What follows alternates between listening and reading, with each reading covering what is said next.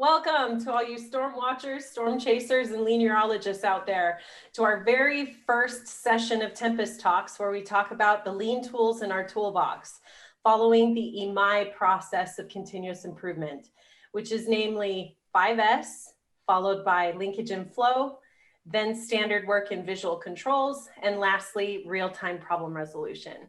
So today we're going to be talking with Sarah Staggs, who is a 5S expert, in my opinion. Sarah's dream job for as long as she could remember was to be a trainer at SeaWorld. After swimming competitively from the age of 4 up until college, she switched gears once she learned the odds of becoming a trainer were pretty slim. And after breaking her femur and face in a jet ski accident, horrible, Sarah. She then became interested in healthcare. She has been a CT Technologist for 15 years. She has been married for 14 of those years to a Marine and has 2 children with him. She enjoys traveling and is an avid national park fan and getting to experience life in different states, of course. She has recently decided to switch gears again from healthcare into interior design and loves sharing photos of her projects and travels on her blog.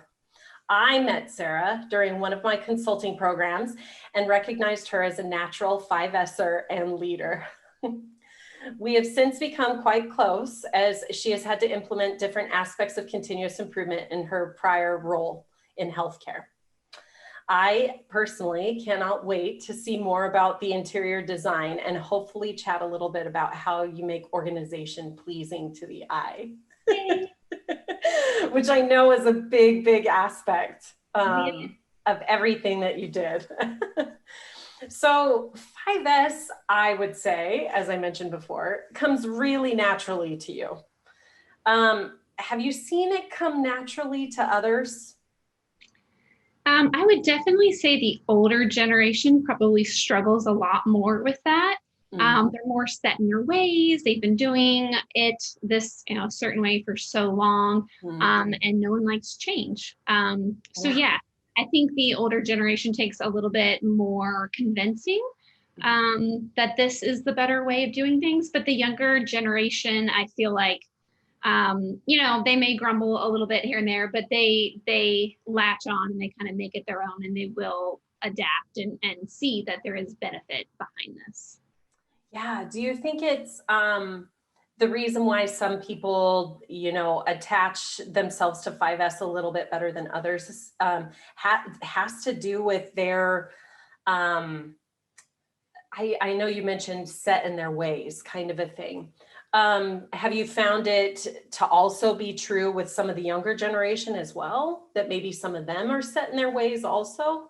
Yeah, I mean, you get stubborn people for sure that, their way or no one's way. So, yes, definitely having to implement this at work, and, everyone's got their own ideas and their own, we've had techs that have been there for longer than I've been there, and they've been doing it a certain way. So yeah, coming in and telling them that, hey, this might be a better way of looking at things and doing things. I think it's just a hard pill to swallow at first. It's not your idea. You're not like, oh, hey, let's do this. If someone's coming in and telling you, I think it's a little bit more challenging. But once you see the benefits of it and can kind of make it your own, then that's when they really latch on and start to develop. Yeah, so it's not really like an age kind of thing. It's more like an experience kind of thing, where it's like, I guess the age thing I feel like is, I always kind of use my mom for example. Like, she grew up a little bit, they didn't have a lot of money, and so she, keeps things, because it's a fear of not having enough, not being able to get it. Yeah, not being able to get it, and just having those security items, Yeah. So, older people, you don't anybody really, you don't really know their upbringing, but maybe more so in the older generation, times are just a little bit different. Yeah. And so that fear of, having to get rid of something might be a little bit more challenging. Yeah. But for anybody, I mean, anybody can kind of grow, attachments onto things, and having to, get rid of your security blanket. I mean, it's, Yeah. so. Well, and especially if I find it particularly hard with getting rid of family heirlooms or things that I think are family heirlooms, that it's kind of like expected for me to hold on to it. Those are the kind of hard things. Like, I may not need it, but it's nice. harder for me to let go, Yeah. if you will. Yeah. Absolutely. And there's probably some of that too. Oh yeah. I mean, yeah, a lot of vintage, pieces that, just have, engraved with things, and you keep one thing and one thing turns into 10, and before you know it, you've got a whole room full of lovely sentimental things that you want to hold on to, but they're just taking up space. So it can be, that's the hard part. Yeah, for sure. Oh my goodness, it is. So what kinds of things have you done to help others, both from a work perspective and maybe even a personal perspective, helped others understand the benefits of 5S and like why it's important? I think when you can see, for instance, so like I'll take a work approach to it.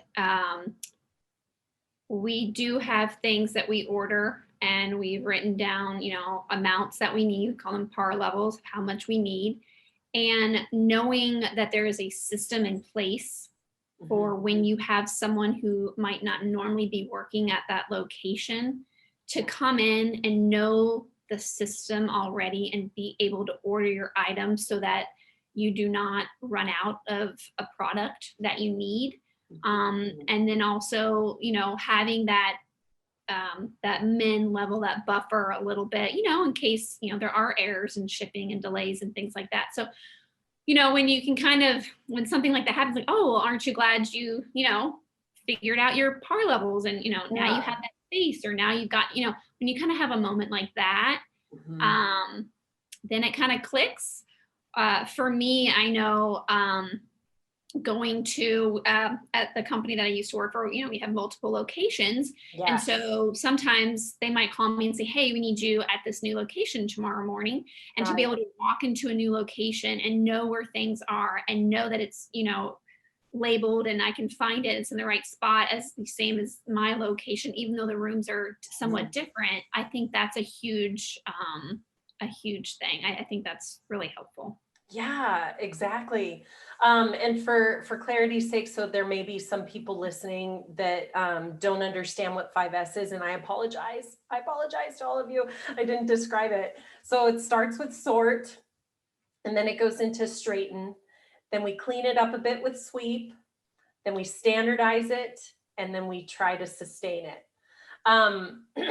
So the process of being able to find everything and having every single location set up exactly the same way makes not only the work for the technologist a lot easier, but I've found it organization kind of helps a person calm down. So like in a healthcare situation, I know if I walked into an exam room and it was absolutely, horribly laid out, filthy even, I would feel really uncomfortable about the ability of that tech to perform my exam. So I'm sure there's, some benefit from that aspect as well. Absolutely. I mean, clutter makes people anxious, nervous, uncomfortable when they see a mess. I think even when you look at an individual, if you see someone that's not put together, is disheveled looking, you kind of automatically assume, they don't have their life together. Yeah.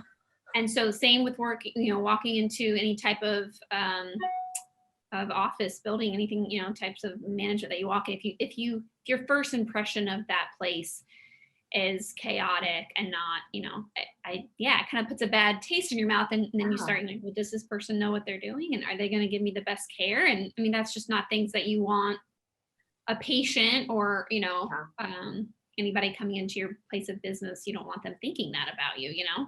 Yeah. I think about even in my own home, not in a work environment. I mean, if I'm looking for a pair of scissors and someone's moved my pair of scissors, Yes. and I need that pair of scissors right now, and I'm running around the house looking, Yeah. because no one's put it back where, I mean, it is so frustrating.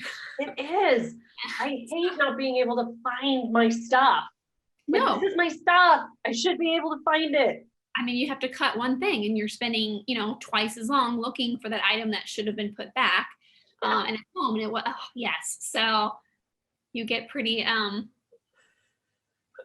frazzled, and yeah. Yeah, it's pretty anxious. You're absolutely right. In my 5-minute forecast that I did earlier this month, I talked a lot about, I kind of feel like 5S is kind of innate in us as human beings, that it creates calm, it creates peace. If we're following some form of 5S, it definitely, it creates that. And like we talked about some of those as being benefits of 5S, not only in the workplace, but also in the home. Are there any additional benefits that you see from 5S and why we should actually do it? Sometimes there's a 6S of safety for those of you out there too.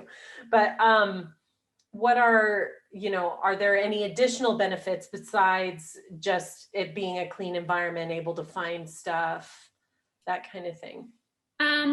I would definitely say in a work environment, just you're saving time. Yes. Not just like what we talked about before, you're able to not waste the time looking for something, trying to find something, worry, oh my gosh, I ran out of this. Yeah. You're able to give that time to your patient or your customer or your child, whoever it's such a time saver. Yeah. And time is money. So, yes. I mean, yeah. Yeah. Why do you think 5S is the first stage of a continuous improvement process? Why do you think 5S would be the first tool we use? I mean, if I were to go into someplace, that's the first thing I want to do, right? I want to clean it up. Yes. I want to get organized. I don't feel like you can start. I don't feel like you can be productive. I don't feel like you can really see what you even have until you've gone through, you've organized it, and then you've developed a plan to keep it that way. Yeah. If you're going in and you're like, okay, well, let's order. You don't even know what to order because you don't know how much stuff you have shoved back in a closet. Yes. So you can't really begin to have a system in place unless you number one, know what you have. It's in the spot where you can find it easily. It's just such the tip of the ice. It's just the beginning, and it's what kind of propels you into being successful, at work, at home. It's just so important. I love it. It's just I know, it's like my 5S flag. I'm coming in with my 5S flag. So yeah, I'm currently in between moving from North Carolina to California to North Carolina. So I'm staying with my mom right now. And we definitely, first thing I did was I went to her closet and I was like, can we, I didn't say 5S, but I was like, can we do some things? Like, let's get it going. And so I just love it. I just, and to now be able to walk into a closet and see how much, see your clothes. Yeah. I had that buried underneath there. I didn't even know, so. Oh my gosh. It's so fun when you find that kind of stuff. Like everybody always asks me, it's one of the first questions they ask me whenever I teach a 5S course or, help somebody 5S. The first thing people always ask me is, what does your closet look like? And I am guilty because I asked you that question. Oh no, I'm sorry. I didn't ask you what your closet. I said, I just want to go to your house. Can I see your house? Exactly. I just want to be nosy and look. Exactly. Well, and I am a 5S person. It is ingrained in me. It is in my blood. I naturally do it and had no idea that I naturally do it. But I have organized my closet by color, by sleeve length, by type as well. So like I have a business section, I have a collared business section. So there's like, there are ways and reasons why I do it. It's to be able to find the clothing that I have. Yep. Because if it's all mixed up, I forget that I had a particular shirt. Like moving, for instance, because I just moved as well. Mhm. I found clothes that I didn't remember I had. And I'm 5S. It's bad. I know. It's crazy. That starts popping out. I'm like, oh, did I really need three white pairs of shoes? I forgot I had ordered that. Yeah. Yes, exactly. And it's And like, you're spending more money. yeah, do I need this in all the colors that I have it in, or can I just have it in one color? Like, I'm constantly doing that. One of the things that I read recently about tidy people. Mm-hmm. So people that are tidy, I like to say, are more inclined to 5S, right? So tidy people, this article was saying they were doing some scientific research on the difference between untidy people and tidy people.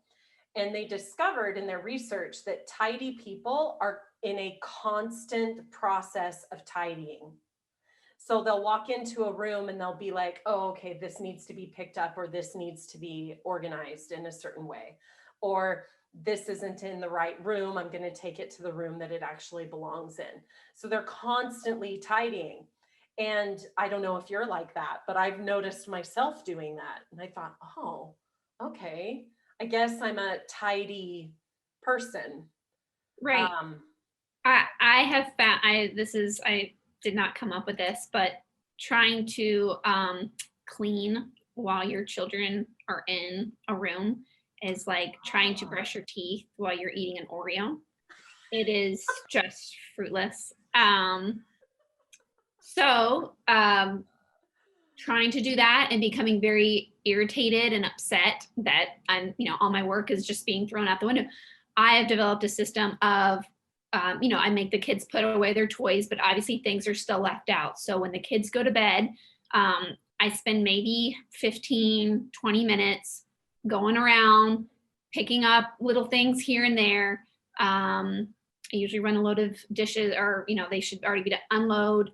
Just small little things like that, so that the next day I'm not waking up to the overwhelm. Right. And then they're in the room making more of a mess. So while I might not be able to control every mess that's happening, I've just learned, end of the day, it's a nice reset, so you kind of find your time of when, but truly having your house is just never, it's just never the same. It's never the same once kids come.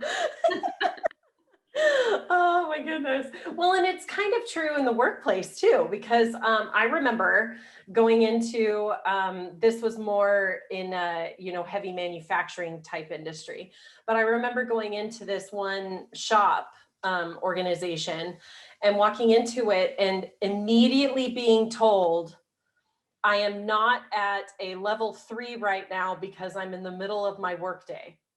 And I remember them telling me that. And I was like, hey, you know what? You're working, you're using the tool. Yeah, that's fine. It doesn't have to be on the shelf all the time. Like, that's not the point. If you do need to use the things that you organize, it's okay to use them. It's okay to use it. And that's what I constantly think about, because we both have seen situations where 5S just does not take hold and people don't understand it. And they think that it's all about a cleaning regime and that they have to be at a certain score, a certain level in order to be, excellent for that organization, if you will. But those of us that have more of an experience with 5S, we understand, like, no, during the workday, it's going to look messy. It's going to be that's okay. Like, in use, like that makes sense that it would be that way. Right. So how do you communicate that message with some of these folks that maybe, not as not as what's the word I'm looking for? Not as wanting to do 5S or wanting to perform it or thinking that it's just a cleaning program. I think being able to show someone that what the benefits are of doing it. Okay. Each person, obviously, you know, it's what's in it for me. You know, what am I? You know, it's not my company, so why do I care, right? Right. Being able to explain, you know, your work day is going to be much smoother. You're not going to be wasting time looking for things. Yeah. And I think the biggest thing is, you know, when you're on a ordering schedule, you're not over ordering supplies. Yeah. That money that you're saving the company, guess what? That might be included in your raise this year because the company has extra money now to give you a raise because you're saving them money. Yes. So I think kind of being able to explain to them, hey, you know, there are advantages of, you know, this is for you. But then I also think being able to include them. Yes. I remember when I started this whole journey of going around to other locations, I had 5S'd my work area, and then I was asked to kind of go to other areas and help them 5S. And I think I just kind of was like, you're going to do it my way, you know, just kind of, you know, hopped on and was expecting them to develop the same, you know, and I think, yeah, there was a lot of pushback from that. Yeah. So I think being able to explain to them, you know, hey, this is how it's benefiting you. And it's not just, you know, the company's not telling you, just kind of breaking it down, you know, being more about how is it helping you, you know, how is it not just the company.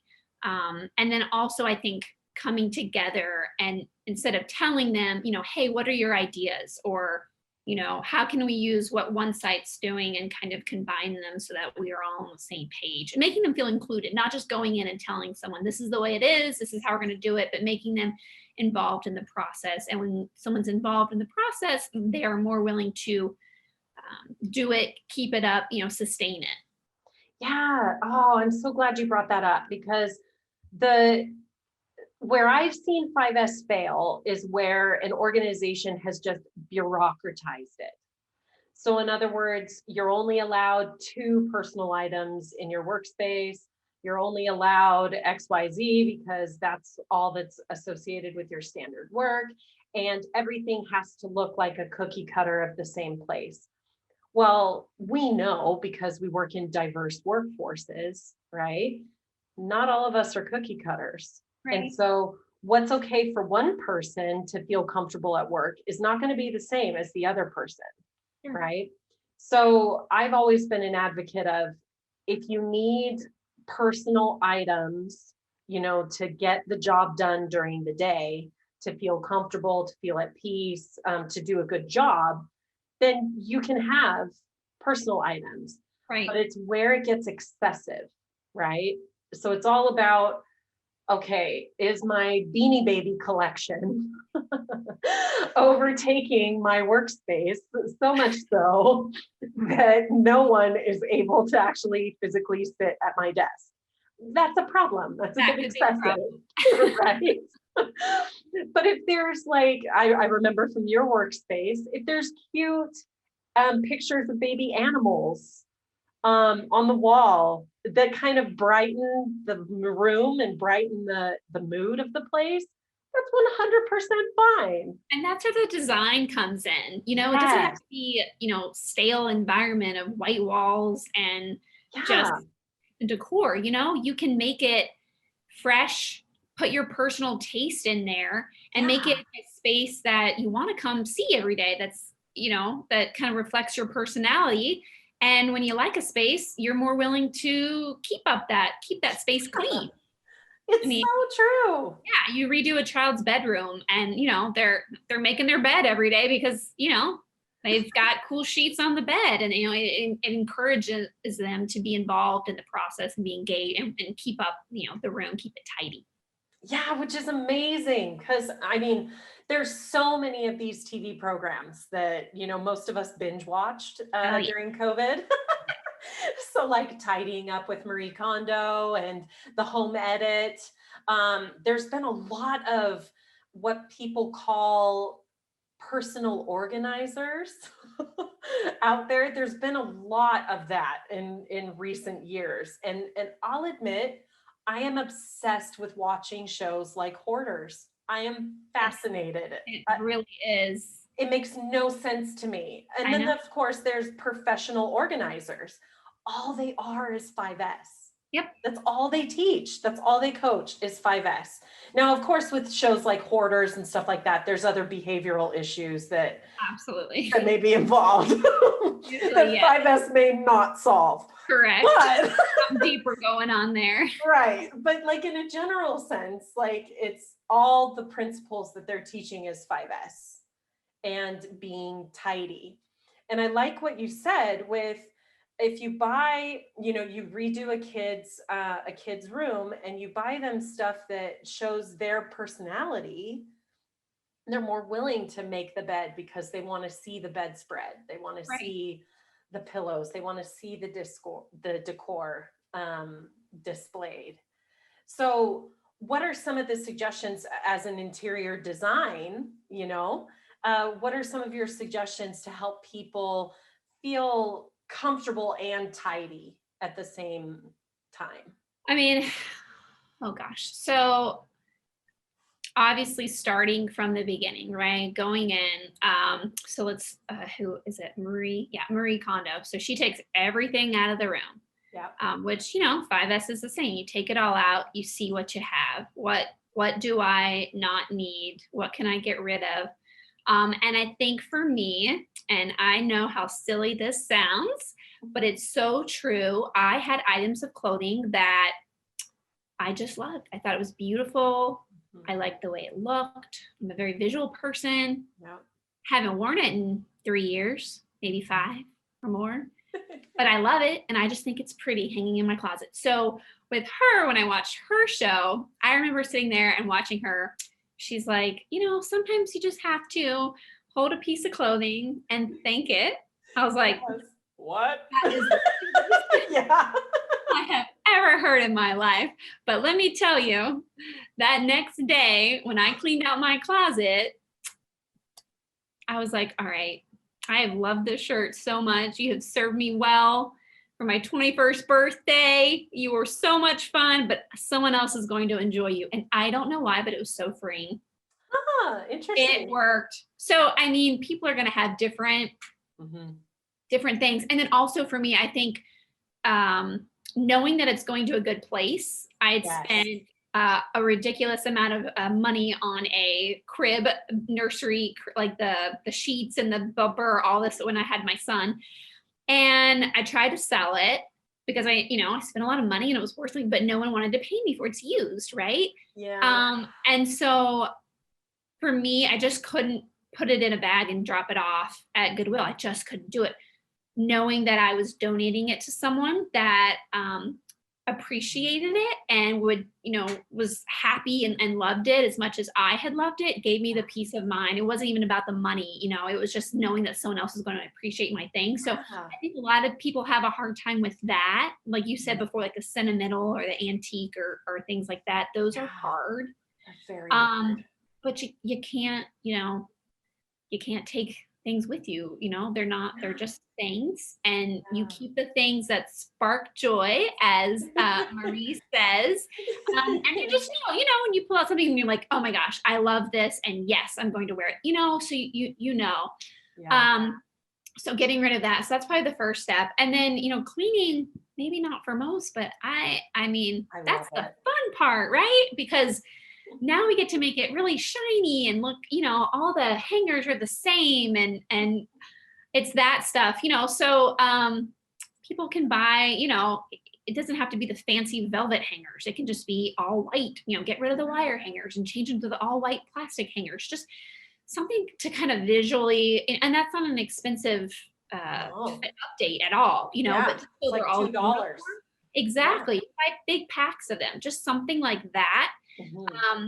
to kind of just, like I said, visually, it's just pleasing to the eye.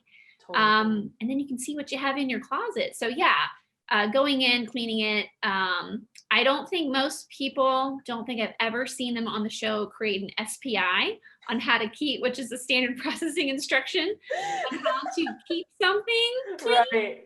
I've never seen anyone do an audit on their closet, but perhaps we should.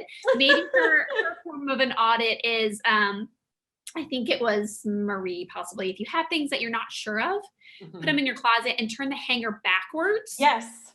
So, let's just say however long, 6 months, a year, if you go in your closet and you have hangers that are still turned backwards, so when you wear them, you put them back the right way. Yep. So if you still have hangers that are backwards, it's time to part with that. If you haven't worn it in a year, it's time to say goodbye. It's time to say goodbye. And then, the last, just decorating, putting your personal touch in there. I know not everyone's a decorator. I understand that, but you can still find things maybe that you've found dug in your closet that you might want to display, and personal things like that. And that's kind of, for me, what makes it feel homey. Yes. Putting colors on the wall, just a little bit of paint goes so far. Oh my goodness, so far. You really don't have to spend a lot of money to make it personalized and to make it look fresh and new. So yeah, it's so true. And it works in the workplace too. Really once all of that, all of that clutter is pushed out. Like, I'm thinking of the things that people, don't want to get rid of in the workplace. So you and I both know one individual. We love her dearly, but she will not get rid of anything. And I remember being on a 5S event with her. I love her to death. Love her to death. She's amazing. She is. But I remember having a conversation. Yes, she is an older individual who had some experience with shortage. Yes. And so that caused a lot of panic for her with, I don't want to get rid of this because of the great shortage of 2004 or whatever it was. I can't get rid of this item. And so I noticed her taking things from our, empty all the closets and all the cabinets, activities, put it on the floor, let's sort through it. I noticed her quietly coming in every once in a while and just picking stuff out from the pile and then putting it in her private closet. So I remember that specifically happening. And I know she still kind of does it today, but there has been a little bit of a change for her. And it's with individuals like that we're talking about may have a harder time, letting go because they've had some experience. Absolutely. Of a shortage of something. And so they panic that they're not going to be able to finish the part or something like that.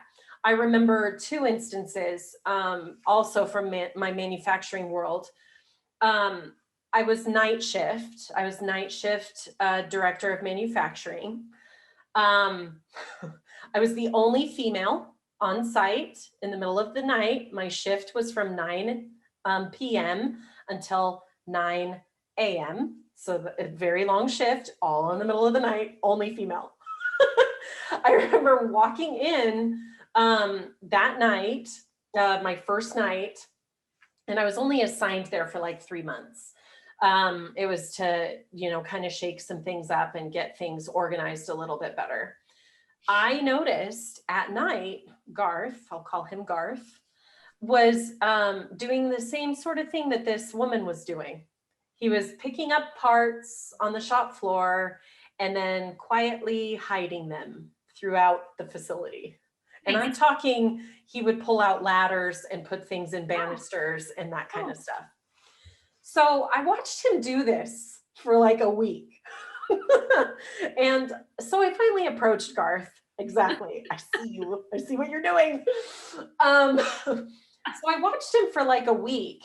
And instead of like going in all guns blazing, right, and being like, you're not following 5S, what's wrong with you? This isn't standard work. Instead of going in like that, I just approached him and I said, hey, Garth, I've noticed you've been hiding stuff in the banisters. Why what's going on there? Yeah. Why are you doing that? Well, he ended up opening up to me and telling me night shift, were kind of the superheroes, because on the day shift, they had newer employees that, were learning the process and so forth. So these were aluminum cans. So like that would eventually turn into briefcases or just containers for different things for the military. So anyway, during the day, they were noticing that the staff was less experienced. And so they were misdrilling a lot of the drawn cans. And so all of that burden of redrawing the aluminum would fall to the night shift. So he discovered, hey, if I just take one or two from this, hydro press, and I put those up in the ceiling, because those are the ones that often get misdrilled, then I can be a hero the next morning because I found more cans and you can actually ship the product on time. So it wasn't malicious, what he was doing, but it wasn't solving the problem, right?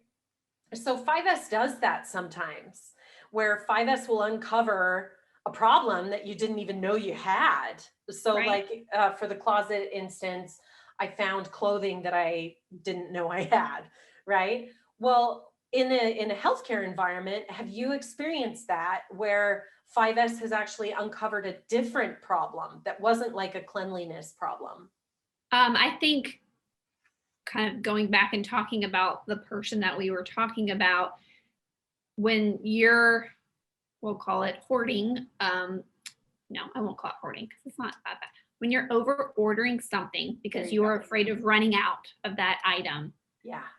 What you're doing is getting the new product in and putting it in the front, and you're pushing the stuff that's been there in the back. And so when we went through and looked, she had expired items. Mm-hmm. Because she was way over ordering. She doesn't need all the supplies. Right. And so you're costing money. You're costing the company money. Yeah. And these supplies are just going bad. They're just being wasted. Mm-hmm. And a lot of times, there's shortages on things. And so, you're holding on to something that really needs to be used somewhere else. And you're just letting it expire and go to waste. You're wasting money, you're wasting supplies. And then you're taking up space that could be used for something else. Maybe you don't have enough space for something else, or maybe, mm-hmm. you're just, everything's packed in there. You don't have enough space. So going in and seeing, I think once again, it so much relies on communication. Yes. Not just coming in and not saying, hey, this is what we're doing. Mm-hmm. Fall in line. It's being able to communicate and say, yes, we are not telling you that you only need to order, this exact amount. We want you to have a buffer. We know that shipping delays happen. We know that you might be seeing more patients one week than the next. That is life. You're always, it's never going to be consistent, especially in healthcare or a lot of other aspects of life, but it's not going to be consistent. So we're not asking you to, you're going to figure out what you need, but then it's okay to give yourself a buffer. So exactly. you have a buffer in place so that you're not going to run out. And I think starting, you might not be able to cut down and trim down as much as you want, maybe the first, couple of months. But I think once these people see that, oh, wow, I did have enough this month. I didn't go out, or, oh my gosh, I'm so glad I had that, back. Maybe we just need to add one more, to have two backups, or yes, that's okay. It's okay for those things. So going in there and involving them in the process and letting them know that, we're not trying to punish you. We're not trying to take away your, the supplies that you need. We're just trying to help you streamline and really make it easier for yourself, because who wants to dig through, cabinets and cabinets of stuff to find what you need? You want to be able to open the cabinet and pull out what you need. So exactly. And it also, it creates a better work environment for that individual, as of course. Oh yeah. But it also kind of reflects the competence of the tech as well. So for the patient, when the patient comes into the, the exam room, and if the patient is sitting in the exam room, they're expecting that, okay, everything's prepared for my exam. So when I sit down, my exam is going to happen. If you've got a tech that's running around trying to find stuff, now all of a sudden the patient's like, is this person's first day? Do I want to be having this procedure? Yeah, is this gonna work for me? Like, is this really what I want to do? Kind of a thing. So it helps also show kind of the confidence and the competence of the place of business as well. Absolutely. So the more straightened it is, the more sorted it is, etc. It's a better, safer work environment as well. I remember two stories. The first one, we had, this was my very first job right out of BYU. I was the manufacturing department manager. I was over plastics, and this was our assembly line. And we were noticing that a lot of our hand drills and riveters were being hand rivet guns, were missing. A lot of them were just disappearing overnight. And they were very expensive tools. They're like $200 a piece, because they're the airline ones. Right. And so I was like, okay, guys, we're ready for a 5S program and putting in some POU or point of use. We need to put some of this stuff in place. And they were like, really? You want us to do this? This is too much bureaucrat. Like, you're controlling my tools. I can't have my tools, that kind of thing. Well, we did. We created shadow boards, a simple shadow board, no lock on it, no nothing. And I told them, okay, at night, everybody puts their tools back. Once they're done with the day, every tool goes back. And if there's a tool missing, we need to wait and search for it until it gets put back. Guess what? All of a sudden, all of our stealing problems went away. Home, so we put the tool back. Exactly. And so all of the stealing stopped. So because we were controlling it, we standardized it in one way or another. Was it the exact ideal standardization that we wanted? Of course not. And we ended up changing it a couple times later. But that's another benefit of 5S. You know exactly what goes where, and everything has a place and everything is in its place, essentially, right? The second one was, I had another individual that was kind of, hard-nosed. But this one was like a Hell's Angels kind of guy. He had a beard all the way down to his knees. He was in the tool department. Great guy. His name was Bob. We'll call him Bob. Anyway, this burly guy, and he was in the tooling department. And I remember him telling me specifically, the first time I met him, I was like, okay, Bob, I'm coming into your area. We've done, this other stuff, but we really need to handle this. He was like, I'm going to dig myself a moat so you can't even access my department. And I know you've had that. So I was like, okay, how am I going to get this guy to buy into 5S? Because I've got to get him to buy into 5S before I even talk to him about any of the other stuff that we're planning on doing later. How do I do that? Well, I asked him what his number one problem was. And he said, the team, when they drop off tools to get repaired, they're dropping them off everywhere. And I said, okay, well, that's going to stop. We're going to create a space for all the tools that need to be repaired, dropped off. This is their drop-off space. Then the square next to it is going to be the repaired needs to go back space. He worked in that for like a month and he was like, this is brilliant. Next thing I know, he's painting the floor because he's like, this is working for me. People are putting stuff where I need it. They're not putting it all over the place. They're putting it where I need it. So have you had any experiences like that where it's like, oh, the 5S lady. Oh, I don't want her coming in. I think the question is, where have I not had? I get a lot of eye rolls and a lot of, yeah. But like you said, it, I think I use the analogy, with them, what's in it for me? Yeah. So you go in there, you solve a problem that they have, and then there's a little bit of trust there that they give to you. Okay, maybe this person can help me, and maybe this isn't so bad after all, and maybe maybe this could help other things. So yeah, getting them engaged and fixing an issue that they have. One of my locations, I wanted the IV cart to be standardized at each location. I went into this one particular site. It took me 5 minutes to find the supplies that I needed. Whereas at my site, I go in, it's there, it's clean, it's refreshed every evening and it's ready to go. So I was quite exasperated with that. They liked it the way that they liked it. They did not want to, budge. And sometimes, I had to kind of put that on the back burner and, okay, so what is something that's bothering you here? Yeah. And so we ended up, doing something completely different than what I wanted to fix, but fixing something that they found they held high in value.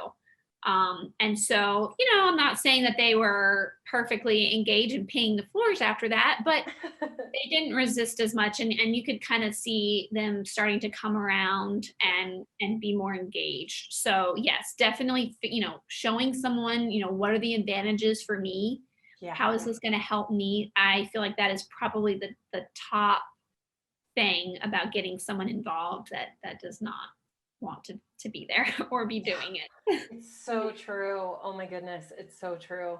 Well, and sometimes there are people that sadly, they can't make the journey, but that's got to be their decision of whether or not they want to stick with it. And in some of those cases, I've been there too, where it comes to the point where it's just kind of like, you know what, I've done a lot, and I've tried to give you encouragement. I've asked you what you want to work on, but now I'm getting this initiative from my leadership that this has to be done, and so I'm just going to come in and do it. I've had that situation as well. But that's where culture climate comes into play really strongly. I know you've been through culture climate as well. And I've told everybody online, you will not know my colors until you come to my color class. Exactly. It was so much fun. It was a lot of fun. But what's interesting about it is by learning those in different individuals' colors, you can kind of predict how they're going to respond to 5S. Absolutely. And knowing that, I feel like it's such a great tool. I understand, larger companies, that's probably, a lot to get everyone to come in and do something like that. But yeah, even our company, it wasn't, tiny. It was medium-sized company, but just being able to break it down into departments. So, you're not doing the whole, take a department, because we're the ones that are really working close together. So taking a department and putting them through that so that we can learn, because we had a lot of different people. It's just life, right? We're all different. We're not all the same. We all learn differently. That's something that I just recently, what's it called? I wrote it down. Oh, The Hot Mess House. Have you watched that? No. We're talking about Marie Kondo and all those shows. So it's on HGTV. It's called Hot Mess House. So she goes in, same concept, right? Cleaning up. But what I found was really unique was that she classifies people as clutter bugs. And there's 4 different types. And so each of us kind of fit into one category of clutter bugs. So she's got, like a cricket, a butterfly, a bee, things like that. And I don't remember all of them, but basically saying, some people out of sight, out of mind. They don't want the stuff put away where they can't see it, and they're not going to use it. They're not going to access it. Yep. So, other people, they want everything put away, tucked away. When they want to go get it, they'll go to that closet and they'll pull it out and they'll find it, So everyone's got their own way that they want to do things. It's not all going to be the same. But in a place like a healthcare environment where you really need to standardize and it does need to be the same, Yeah. I think it's really important to have everyone sit down, learning, their color, how are they going to be accepting this information that they're telling you? And then learning, hey, we're all different here. We all have different ideas, but we can agree on one way forward. One way. Yeah. So, we can all come together and figure out something where everyone's happy. Yeah. And so I think taking that time to really sit down, learn about your coworkers, how to speak to them. Because I'm a sensitive person. And so I want someone to speak to me a certain way, whereas my husband's a Marine. Yeah. And he's very direct. And so I kind of don't, that's hard for me to, I want someone to sugarcoat it, so everyone's different. So once you can kind of get on someone's level, they're going to be so much more receptive to what you have to say and what you're trying to teach them. It's so true. And then they'll accept it in their own way too. Mm-hmm. Yep. So that's the other thing that I found interesting with 5S is that some people take certain aspects of 5S to heart and then others don't. So it's kind of like our acceptance of 5S is different as well.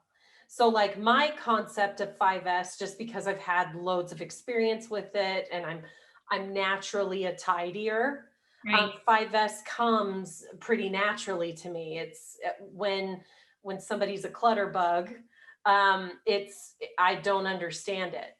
Because to me, it's like, it's so much easier to do it this way because I can find it, right? But to that individual, their perspective of 5S is, well, having this pile of stuff here makes more sense to me because I can find it there, right? So one person may really, really latch on to sorting and somebody else may really, really latch on to shine. And then somebody else may latch on to sustain.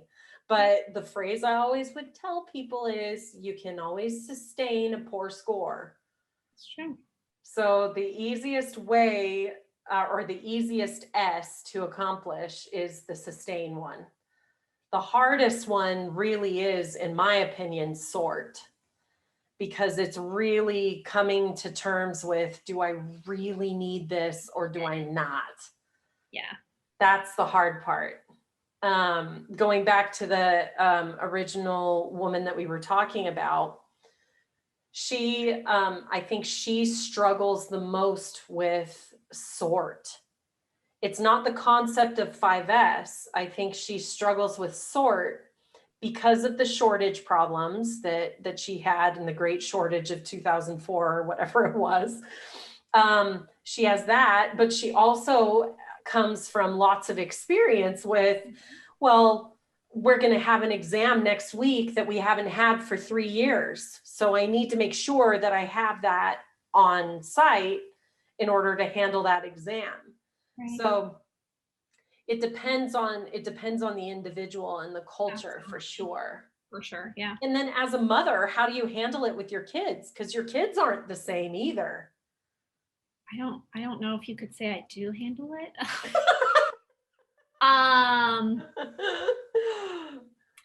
Obviously it gets better the older they get. Mm-hmm. But you kind of develop, like I said, you figure out, at what age is appropriate for certain things that they can do, things that they can help out with, toys are, you can pick up a toy and you can put it in the basket, having patience though, teaching them, hey, this is where things go, having a spot for something so that, when you say put your toys away, they're not just shoving them all under the bed or something, they know the spot. And so I think having them be engaged, just like we were kind of saying before, having them, be a part of it and pick, hey, yeah, I want my Legos to go here. I like this spot, or I even got my son a desk and he was so excited. And I'm like, okay, so this drawer, you're going to put all of your, your notebooks in, and then this drawer is going to have, the crayons in it. And so having that space and taking ownership of the space and, a space to call your own, that you got to pick where you wanted things to go. I think that definitely, encourages him to want to put the way. And like I said, the expectation, they know what's expected. Yeah. So they're, it's not a, where does that, I don't know what to do. I don't, there's none of that. It's like, no, we picked this out together and you decided that that's where that needed to go. And so that's where it goes. That's where it goes. Yeah. So yeah, just starting them off with basic, small things that they can, and I think the same for adults, starting, small changes. No one's asking you to go in there and get rid of everything. We want you to make small little changes, and over time, but I think what's hard, and you can use kids or adults in the workplace, if you're not going in there and cleaning up your room yourself, mom's going to come in there and do it for you, and you're not going to like it. Things that you love are going to get thrown away. Yeah. So take ownership, start, and we're giving you the opportunity to do it. So yeah, they're, once they know that mom's coming in and, everything on the floor is not picked up, it's going in the trash, they're a little bit more motivated to. My mother said that to me. My mother said that to me when I was little as well. And she actually followed through with it. Oh, I did come home at one point and my stuff was in the garbage can. Okay, so I don't know if this is better or worse than that, but I told them one day if the toys were not picked up, I was donating all of them. Oh. And so, it happened, and I spent, oh my gosh, it was like hours hiding all the toys. Like I took them all and put them in like the basement or something of one house that we were in. And so when they came in, seeing their facial expressions of, oh my gosh, mom wasn't kidding, mom was serious, and I think I kept them down there for like 2 days until I had tortured myself long enough. But it's like, you gotta have a wake-up call. Yeah, that's kind of like that's kind of how those professional organizers actually, work with the hoarders. It's that wake-up call kind of moment. Hey, you're gonna lose your house if you don't, sort this out. Hey, you're gonna lose your relationship with your kids if you continue to fight this problem or love your stuff more than you love your kids. And that's more like the behavioral kind of things associated with it, and why they always have a therapist on the show too. But the one thing that I have noticed with all of these shows, all these different ones, even if you're, a tidier and you're looking how to make it, more pleasing to the eye, from hoarders all the way to professional organizers, at the end of the program, everyone feels a huge burden lifted, and they're so grateful. So true. Yeah. And I think, especially after 2020, after we spent so much time in our homes over the course of the last year, we're starting to recognize how much our stuff is actually a burden to us in some ways. It hindered. Yeah. Just like I was saying before, you got stuff buried in a closet you didn't even know you had. Yeah. You can't even find and enjoy the things that you do want to enjoy because you're being so weighed down by the excess stuff that you're not even using. Yeah, exactly. That's hard. It is. So it is hard. Once you can, however you can come to terms with understanding that, less is more. It really is freeing. Yeah, it is. It really is. That's why I say this whole concept of cleanliness and organization and structure, we actually need it, because I was listening, as you were talking about teaching your kids how to tidy. What you're actually teaching them is how to be organized, how to be structured.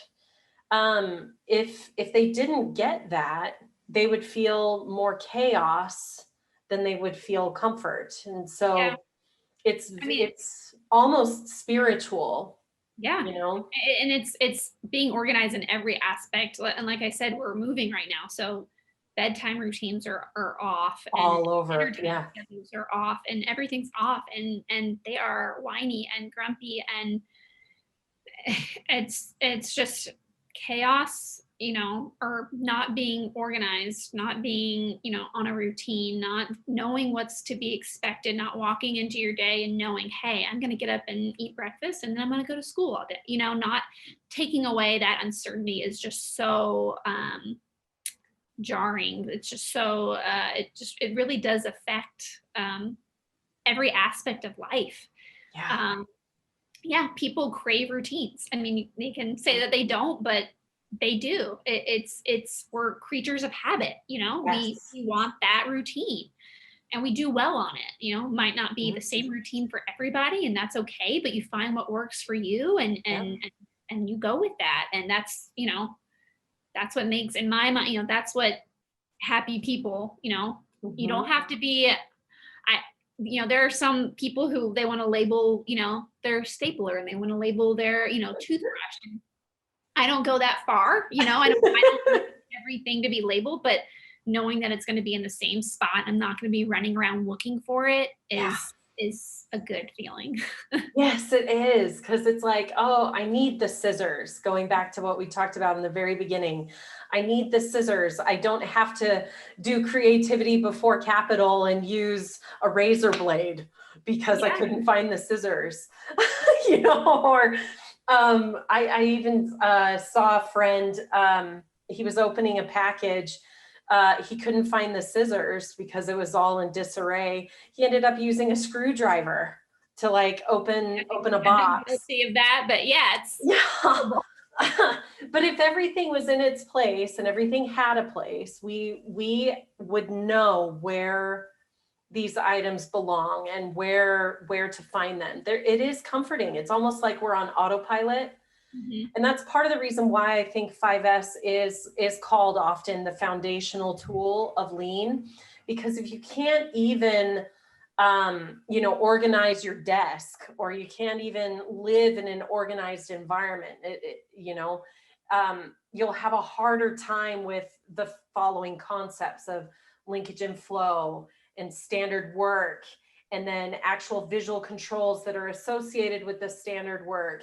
And so problem solving becomes infinitely more difficult when the organization is not organized. Yeah. You don't know how much to order if you don't even know how much you have. You can't see how much you have. Yeah, it's so hard. People don't function in chaos. They really don't. No. Mentally, physically, emotionally, they do not function well when it's disorganized. Yeah, I might sit down and want to do a craft or write something on my blog, and I'm like, oh, and then I can't find my mouse to my laptop, or one of my kids has moved it, and I'll spend 15 minutes trying to find it. And by the time I sit down, I'm so frazzled that I don't even know what to say anymore. I'm like, well, there goes that. Exactly. Exactly. Oh my goodness. It's so, I wish more people were less afraid of the concept of 5S. It's not something to be afraid of. We as facilitators are not coming in and throwing away your stuff. What we're doing is think of us as a professional organizer. We're there to help you organize either your life, your personal space, or your workspace. If we're a lean facilitator, we're there to help be a professional organizer to help your life become better. And I wish people could view it in that sense, because it really is freeing. And I think that's part of the reason why so many people are obsessed with Marie Kondo and the home edit and this new one that you just mentioned. Hotness House. I think that's what it is. Yeah. I think that's why we're so obsessed with it, because COVID caused chaos. We were functioning in a world that was not familiar to us. The way that we operated was totally different, because now all of a sudden, instead of going into the workplace, we're now Zooming and trying to figure out how to do different things on Zoom or via the internet or through phone calls. Whatever it was completely different. to what we were used to. And I think, yeah, go ahead. Well, just seeing someone, you're watching the show and you're like, oh my gosh, like I'm not that bad. Like, right. That's, oh God, I would never let my house, well, maybe I should look at that closet that I got some stuff, it's kind of, it's a motivator. It's definitely motivating. Yeah. To see that. And it kind of, lights a fire. Yeah. You don't want to end up like that. Yeah. It's so true. Cause like I'm watching, even Chip and Joanna Gaines, even watching their concepts and stuff. What I find interesting about their stuff, her design is very clean. Right.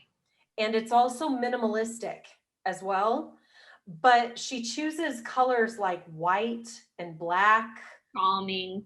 Yes, they're all very calming, but very clean. Mm-hmm. So most of their kitchens are, the subway tile that's all white. Mm-hmm. It's very calming and clean. So you can rest.